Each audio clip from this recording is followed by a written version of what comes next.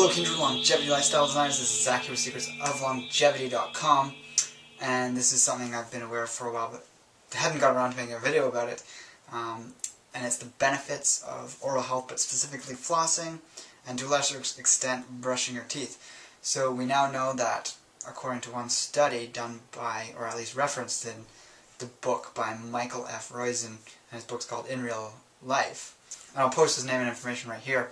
Couldn't find an exact reference to the study online, but if you want to check out his book, you can. And it's the fact that 6.4 years can be added onto your life with the simple habit of flossing twice daily. This is because the bacteria that builds up in plaque in between the teeth is the same bacteria that burdens the immune system in your arteries that can cause heart attacks and perhaps other problems in the arteries, also leading to the brain. So basically the bacteria travels from the mouth down the arteries in the neck and travel back down into the body, and these make their way throughout the body and can cause problems therein. So by minimizing the amount of bacteria your immune system has to keep at bay, we take that plaque out, spit out. No, obviously you don't want to be consuming that plaque that's coming out.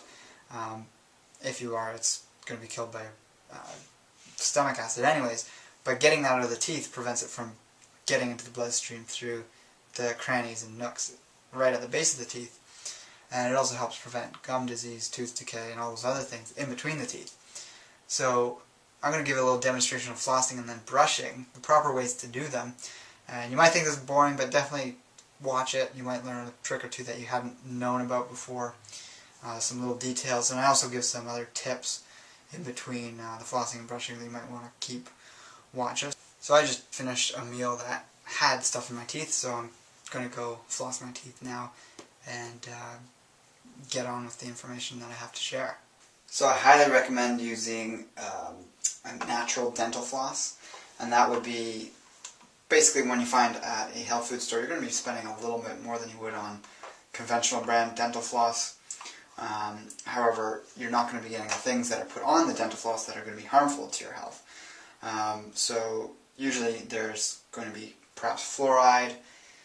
I don't know what else is put on dental floss. It's obviously not as extensive as the toothpaste, so it's not the end of the world if you only have regular dental floss right now and that's what you're using. But a natural one, which is going to have beeswax and probably an essential oil as this one does, there's very little on here,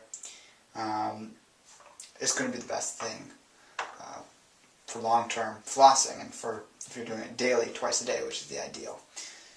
So the benefits of that 6.4 year figure come with flossing twice a day. My preference is to floss once sort of in the middle of the day after maybe my first or even second meal, and then once again at the end of the day.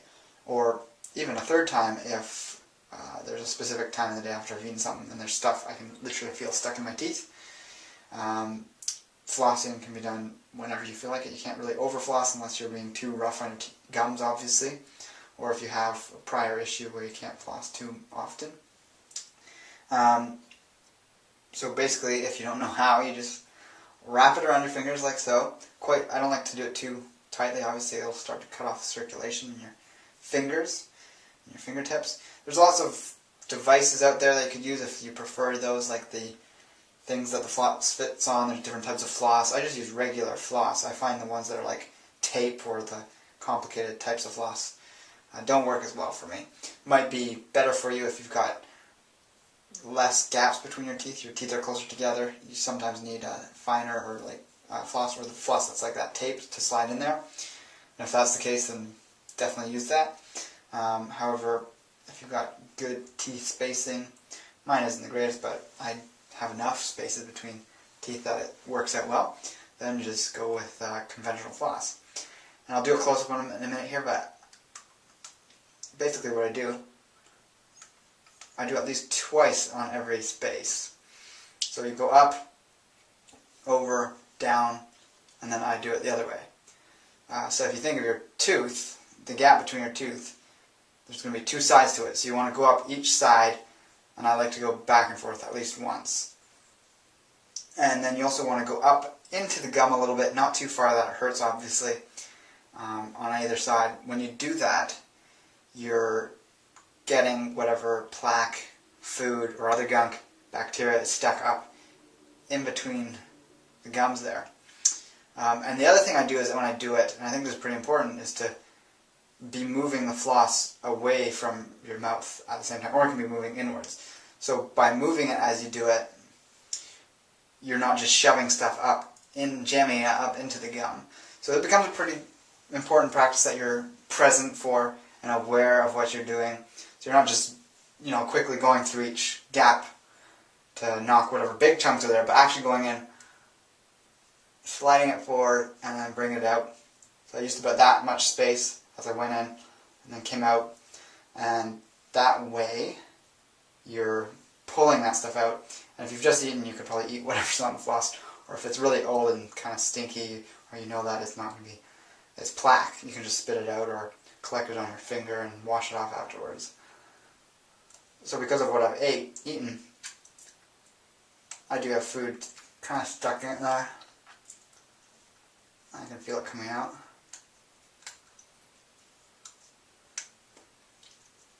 It's coming out pretty easily.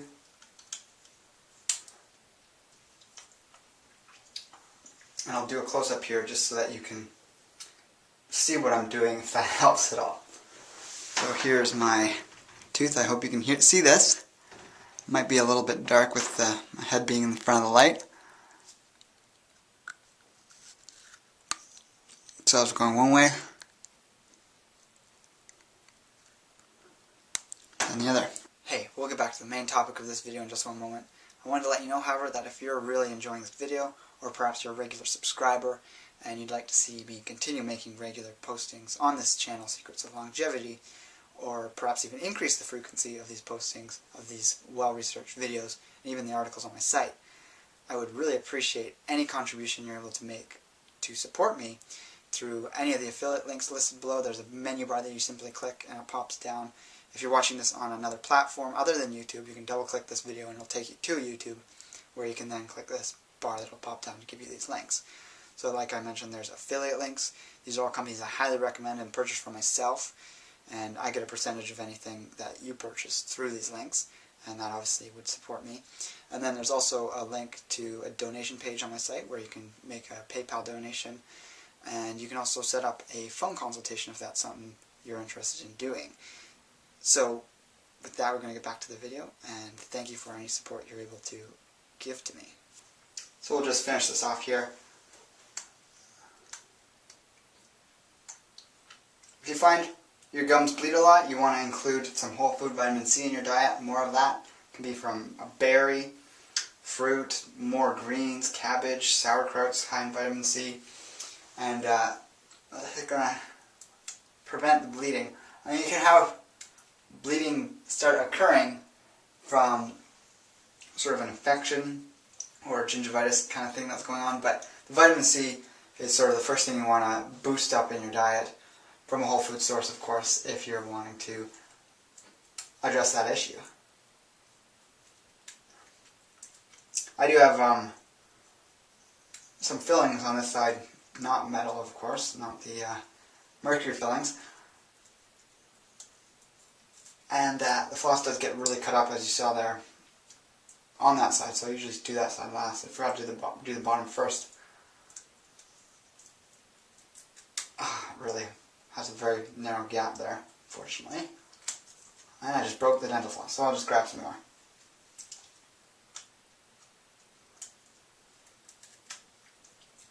One thing you might notice, if you do have really close gaps in your teeth, or in specific teeth, what I notice when I do these teeth that have fillings on them, I've got 4 on this side, none anywhere else in my mouth, funny enough, but because they have closer gaps, whatever I pull out of there, even if I haven't eaten anything, it just kind of has a weird smell to it, kind of like bad breath. So I'm always careful to do actually several times on each one of these to really pull the plaque and bacteria out of them. And I can often see that there's stuff that comes out.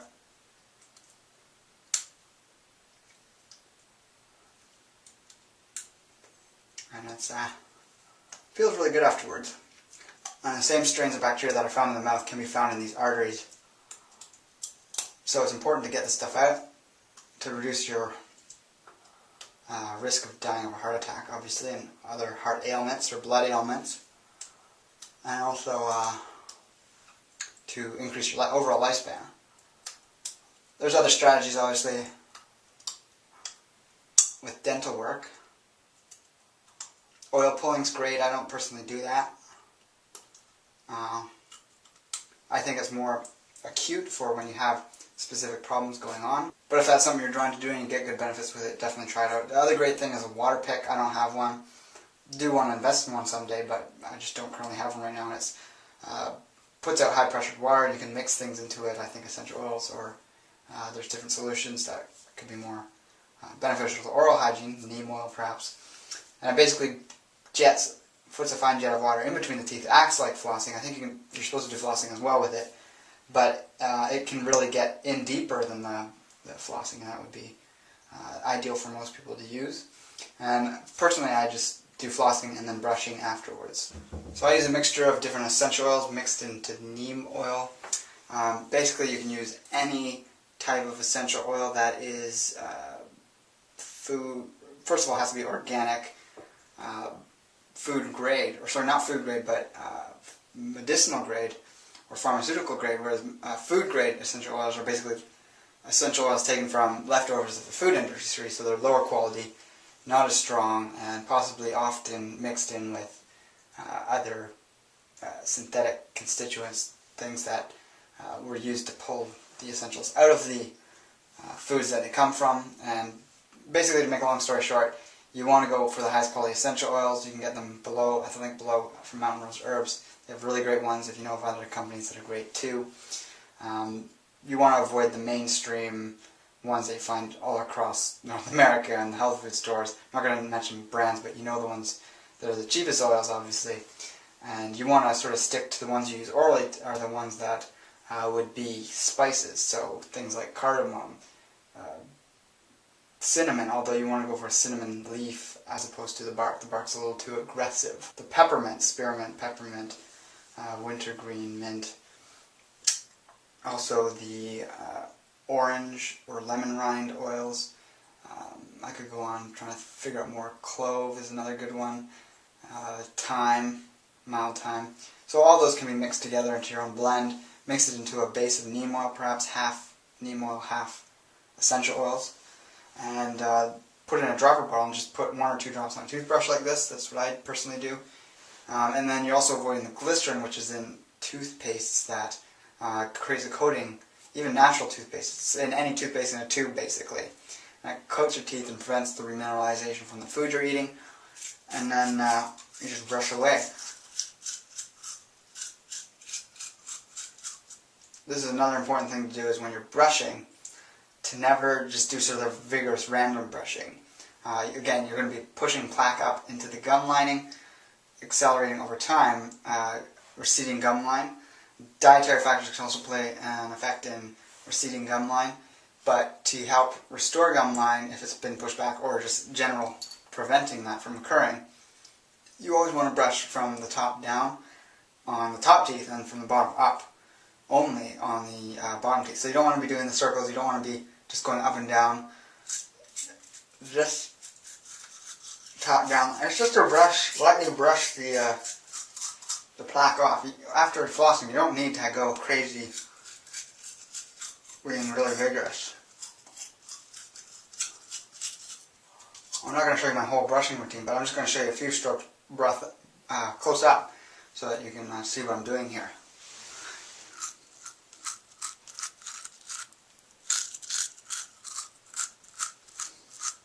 It's okay if you touch the gum, just don't press up into it or down onto it. For the molars, of course, you can go on the top.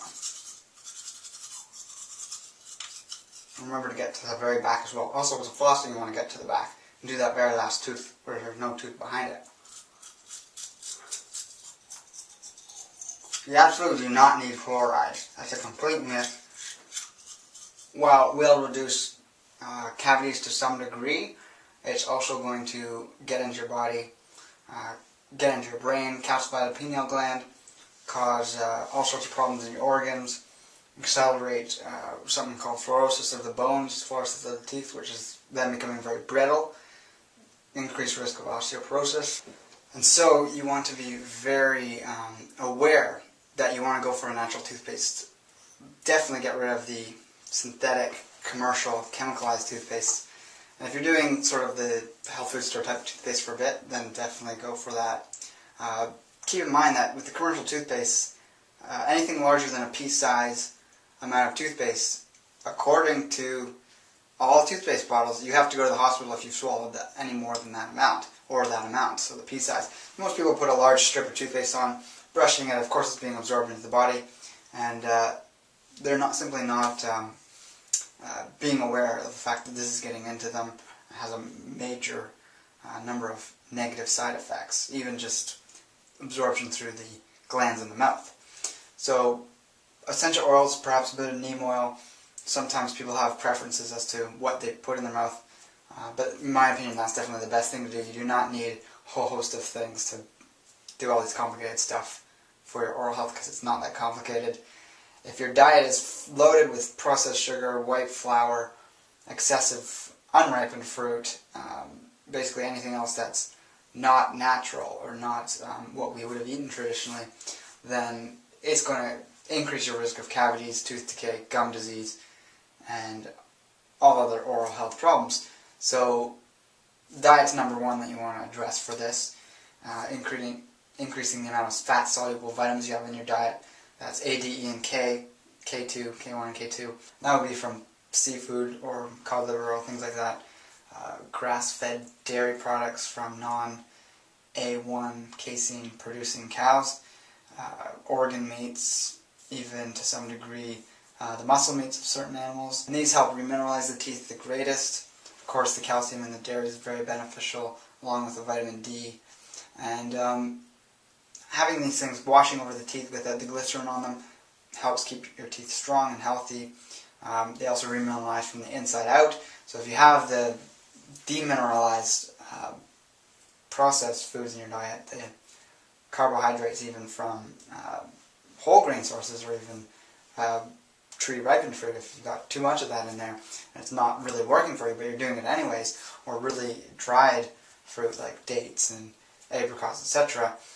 If you've got too much of these in your diet and it's sort of staying on our teeth, and you've got other things in your diet that's also contributing to this, you're going to end up with tooth problems, oral health, and it's really the root place where all disease starts in the body is the mouth. If you keep good oral health, you're going to have good health throughout your whole body, and that includes having the proper diet, of course. So it's really easy to make this a daily habit. Do this twice a day, both the flossing and the brushing. If at least you can get the flossing in twice a day, you're going to notice the difference in the feeling. It feels really refreshing.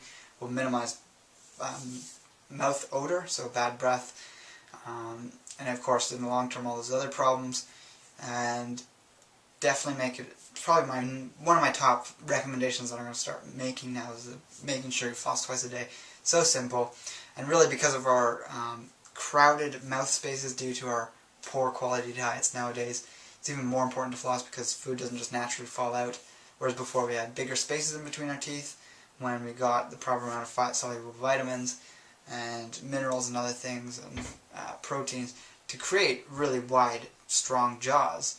Our jaws have shrunk and thus our teeth are more crowded and we run into all those oral problems as a result. So get the flossing in there and make a habit of it.